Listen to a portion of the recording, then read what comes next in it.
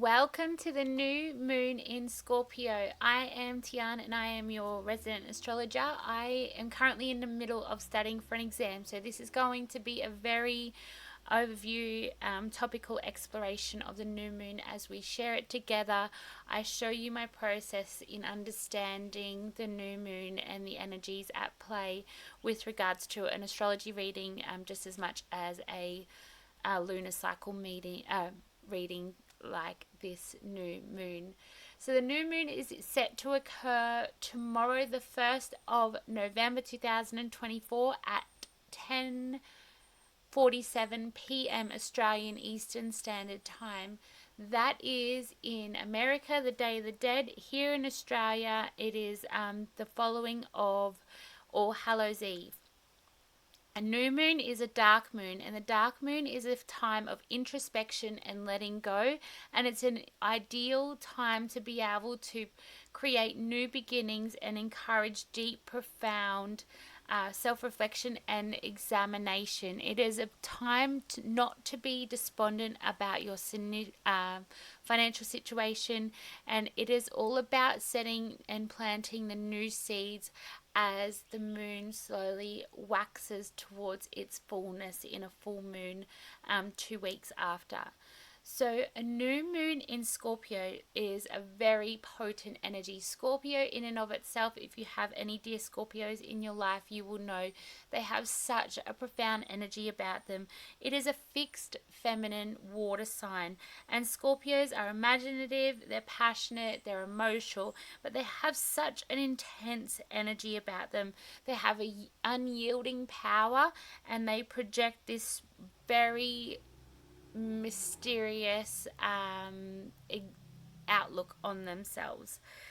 So the pictograph, obviously, of the Scorpio is the stinger of the scorpion, and it is connected to the representation of the human reproductive organs, which is the energy that Scorpio rules over. And it is all about the depths of our own inner waters, that is both in the masculine and the feminine energies, and in our sacral chakra it is self. So it is about planting seeds for enrichment and growth, and for my personal perception, it is that the depth and the darkness of intercourse, and the what is not seen on that real intimate level. So it's all about introducing the newness and planting seeds for procreation, if you look at it on a sexual level, but if you look at it on a more overarching level, it is planting seeds for procreation of whatever it is that you endeavor to create in this world on a physical level. So it's basically moving from the intangible to the tangible. So let's explore this new moon in Scorpio together. I'm going to calculate the chart with the fixed stars. I'm also going to calculate a secondary chart with the asteroids as well. So we got the fixed stars and the asteroid charts, and we'll be able to see the energies at play. So like my system says here, it's the 1st of November 2024 at 47 minutes past 10 in the evening, and that is here in southeast Queensland on the basis of Brisbane.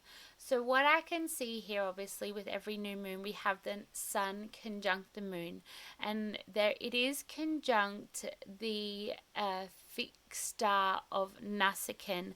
And the conjunction with Nasikan is emphasizing this sense of success and recognition, and it is inherently suggesting that new ventures that are yet to be now will lead to significant achievements in the long run. So it is all about that procreative energy, especially in areas requiring emotional intelligence.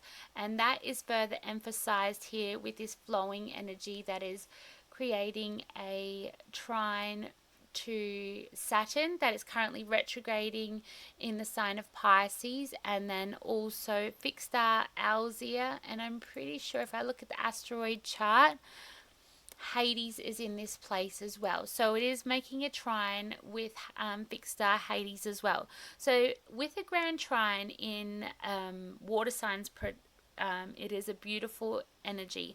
With the involvement of Saturn and Hades, it's providing a supportive backdrop, enabling us to navigate our own innate emotional transitions and helping us to understand our deep emotional undercurrents to therefore birth that emotional intelligence that is required by fixed star Nusakan at the 14th degree of, sorry, the 9th degree of Scorpio, excuse me.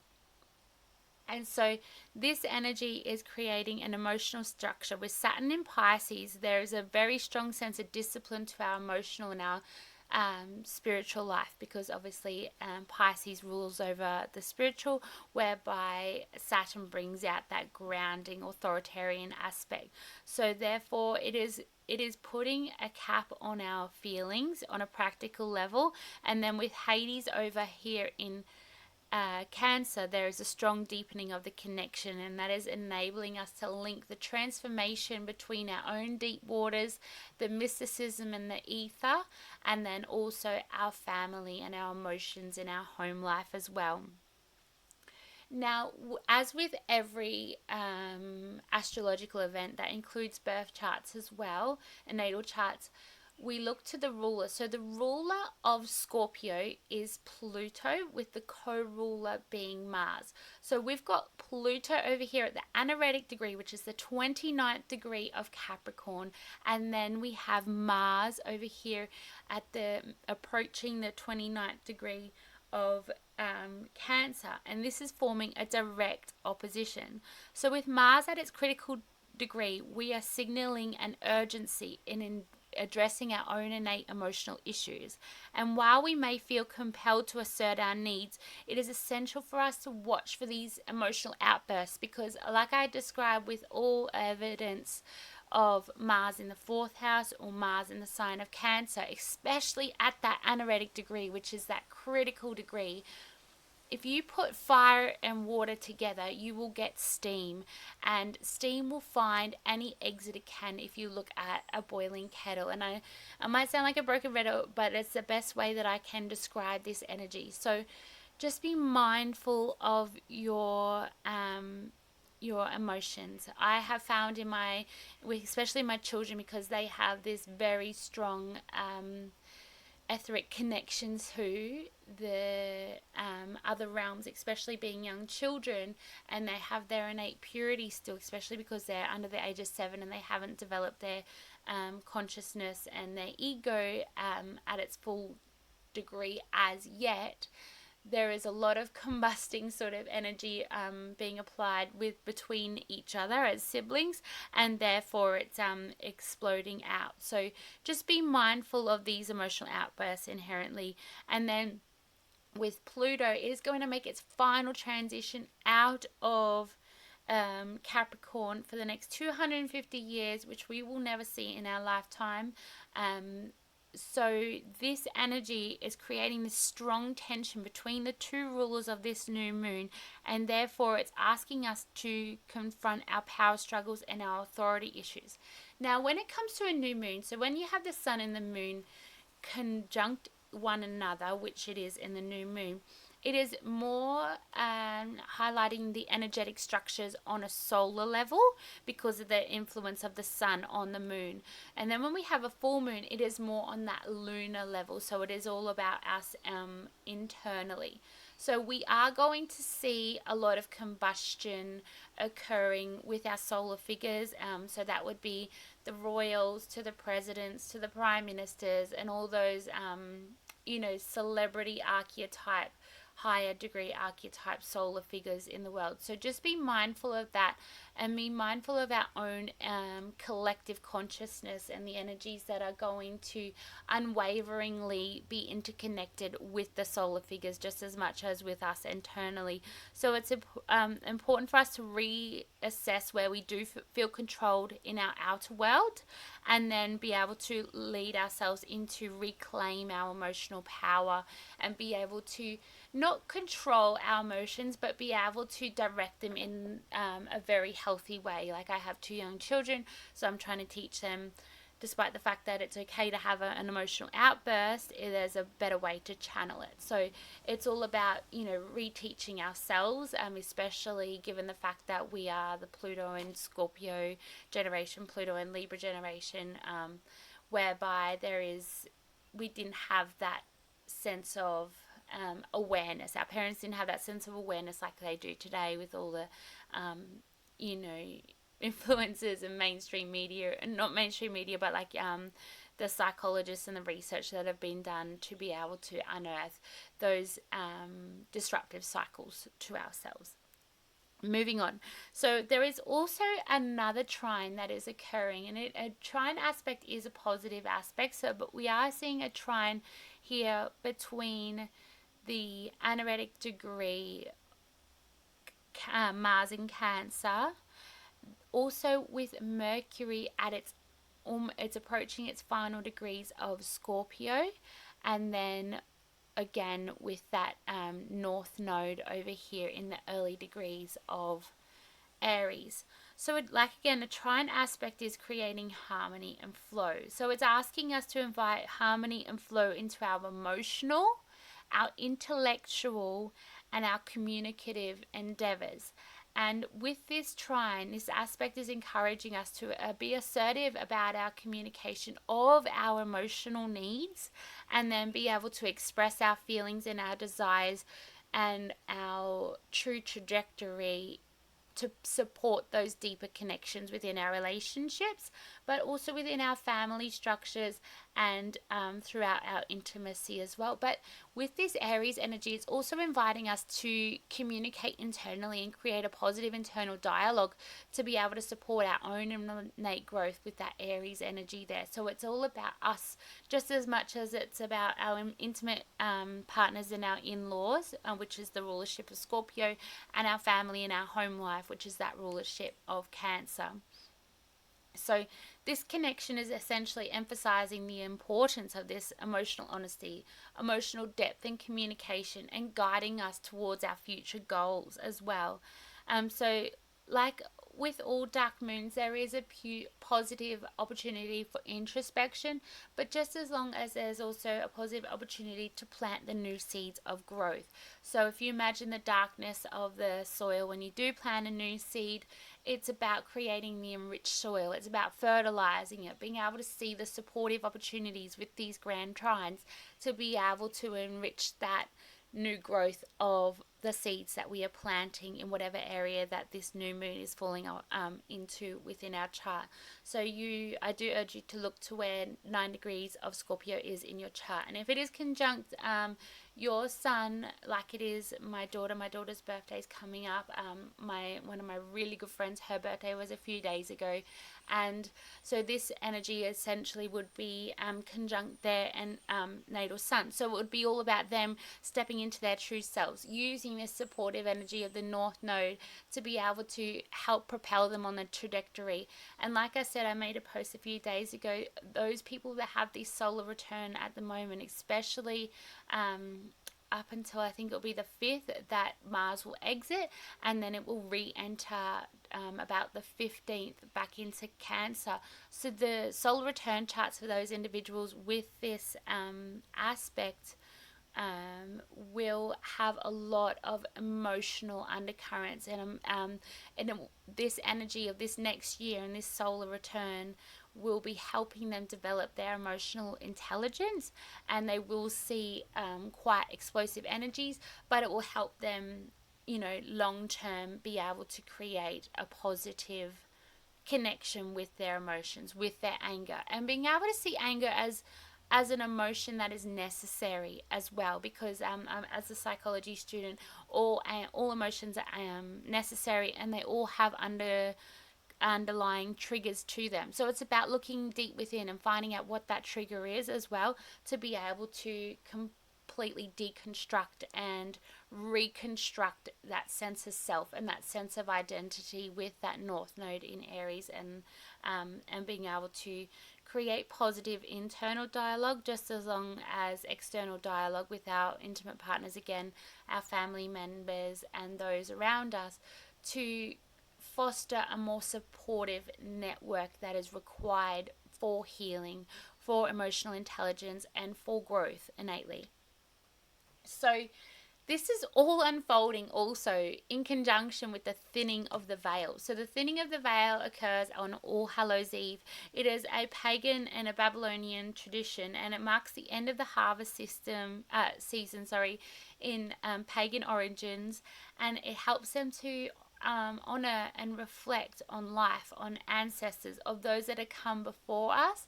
And then also this thinning of the veil helps invite new spirits. So if you are an empath, if you have deep psychic bonds and connections with other spirits from other realms and things like that, it is all about being able to connect with that, with the knowledge that lies within your DNA inherently. And for those that don't have that openness, I suppose you could say, it's about connecting with yourself and finding out what it is that will help embody your themes of transformation and rebirth, which is honoring that Scorpio energy. And I love that All Hallows Eve falls, and I don't believe there is no mistake in the creation of All Hallows Eve falling on the 31st of October, and also in conjunction with Scorpio season, especially that very early Scorpio energy as well.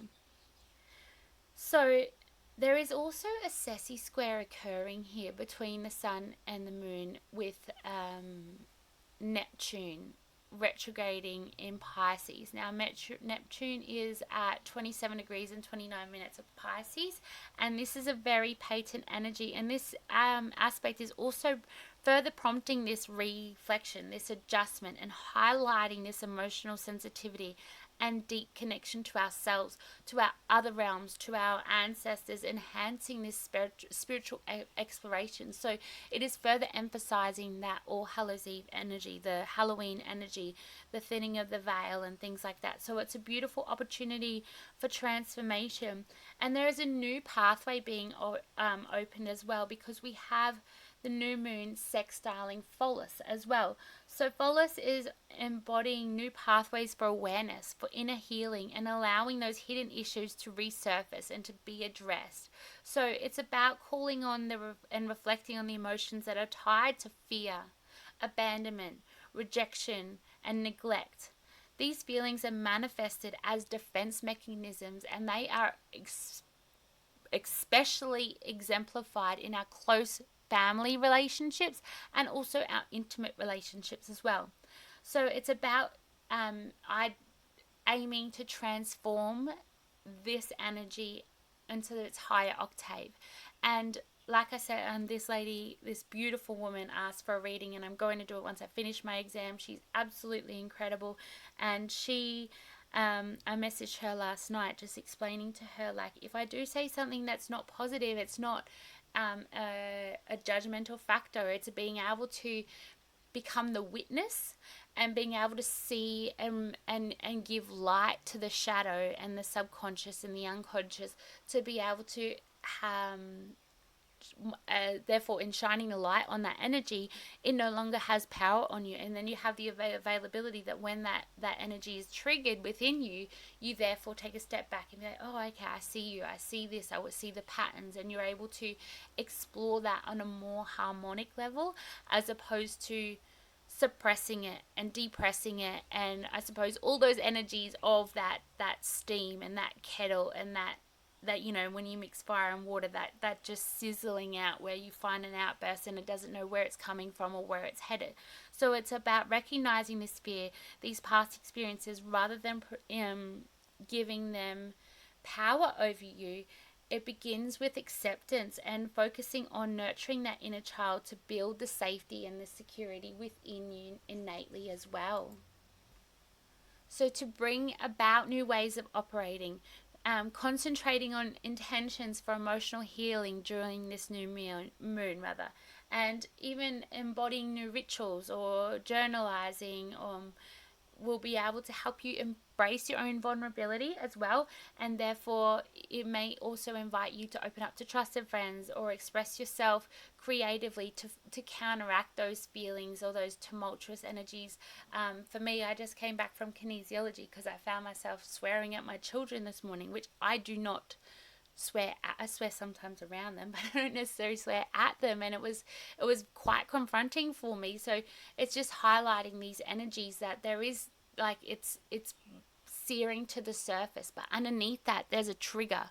And with kinesiology, for me, that trigger is stemming from my mother and her ancestral line, and it's being able to recognize that despite that it's hers, it's being able to take acceptance of its power within me, and then being able to surrender it because it no longer serves me as well. Because once you do have the ability to embrace your emotional truth and release what no longer serves you, then therefore you're being able to reconnect and accept yourself, warts and all. So again, this is a really positive energy. It is a really positive, harmonic, flowing new moon. Yes, there is that opposition that I have been going on about between Pluto and Mars, and yes, it does exist, and yes, there is a very strong opposition that is creating the searing of these emotions to the surface on a detrimental level, albeit it is also met with these harmonic trines that are helping us transmute and transcend this energy, to transform our fears into empowerment, to transform our fears into growth, and to be able to understand that we are worthy of connection, and we are worthy of being vulnerable and accepting that it's safe to be vulnerable, because that's highlighting this intimate nature of Scorpio as well, and being able to connect with those that are closest to us, to be able to push us forward on our true trajectory with that North Node in Aries, and embody our sense of self on a new full level, and not someone else's projection of what they think we need to be, but who we innately are. So it's important to lay the groundwork now for this emotional rebirth and this healing that will resonate over the next lunar cycle, over the next 28 days. And it is a powerful and potent time for deep emotional exploration, deep emotional transformation, confronting our fears, releasing our anxieties, embracing our rebirth, confronting our healing.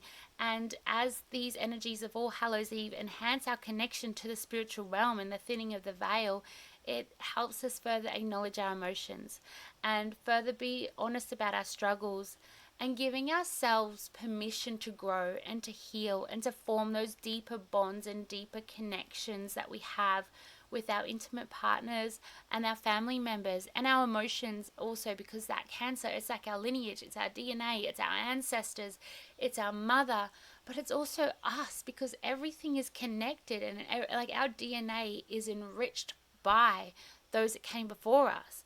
And as much as we inherit things good, bad, and ugly, it's up to us to embrace ourselves, warts and all, but also to see ourselves for all that we are as well.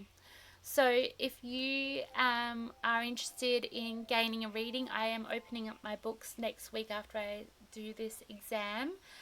So I am a Reiki master, a reflexologist, an astrologer. I love astrology. I'm passionate about astrology. I'm pretty sure you can tell that by my voice. I love helping people, and that does give me a lot of satisfaction. I spend a lot of my life having to help myself, I guess, would be the best way to describe that. So I'm so passionate about being there for other people and helping other people and helping them enrich their own lives, to be able to heal those wounds that I have spent a lifetime healing, and and be able to come from a space of love instead of fear. And I think inherently that is what this entire new moon is about. It's about accepting ourselves and accepting the darkness and the roots and the all that murky stuff underneath us, to be able to grow up into a beautiful, vibrant, rich, healthy, abundant tree of growth and light and love. So bless you. Happy new moon to you. Please forgive me for doing this so superficially. I hope that it has enriched you and your exploration of astrology in and of itself.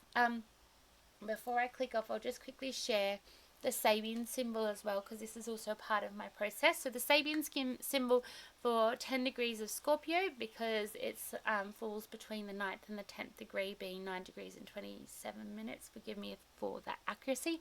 It's about camaraderie.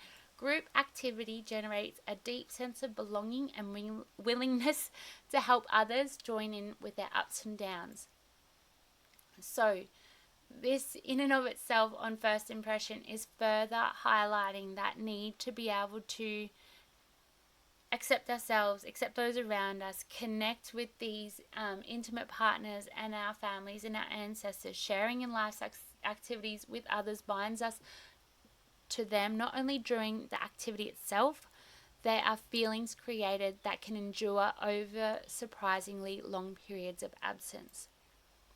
What occurs during the sharing of our lives is the creation of a group identity with its own personality, beliefs, code of conduct and atmosphere. It is certainly a real and important aspect of who we are. Our comradeship is a higher order aspect of self-expression and self-discovery. So that's further highlighting and exemplifying this energy of our transformation and our transmutation occurs in the presence of others. We are innately interconnected beings. We are a collectivist society, and despite the fact that the Western world is so individualistic, and the subject I'm studying at the moment is social psychology, and I feel like moving from an individualistic society to a more collectivist society like the Eastern world is very, very positive for our own innate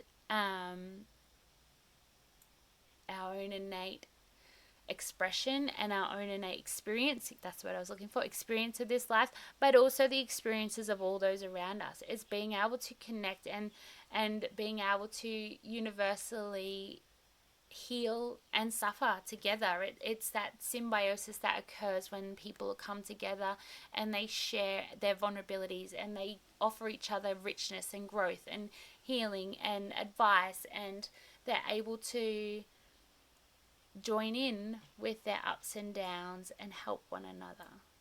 And that is fostering this deep sense of belonging, and which, as we know, as I know as a psychology student, is the foundation of the hierarchy of needs. That sense of belonging is the most important thing. Like it is as important as food and water and sex. Like these are all the fundamentals. These are all the bottom grounding of Maslow's period or hierarchy of needs. It's essential. So participate in those group activities, and when you do feel like you need to retreat, do so, but do so out of self-respect, not because you don't want to be vulnerable. Because if you're avoiding that vulnerability, you're going past what you need to actually experience to be able to transmute this energy. Okay, I'm going to stop this video here and continue my studies, but bless you and thank you for listening to now. If you have any questions, please leave them in the comment box below. If you like this video, please give it a thumbs up, and if you're interested in hearing more, booking an astrology session, I do synastry readings, natal chart readings, solar return readings, annual perfections, and all of that in between. But it's all about embracing your most vulnerable self and accepting yourself, warts and all, not the projections that others have put onto you. So bless you, thank you, happy All Hallows Eve. May you connect with your soul, may you connect with your ancestors, may you connect with the spirits and guides that surround you each and every day, and may you feel whole in this deep sense of belonging and deep sense of connection, and may you enjoy friendliness. Thank you and bless you.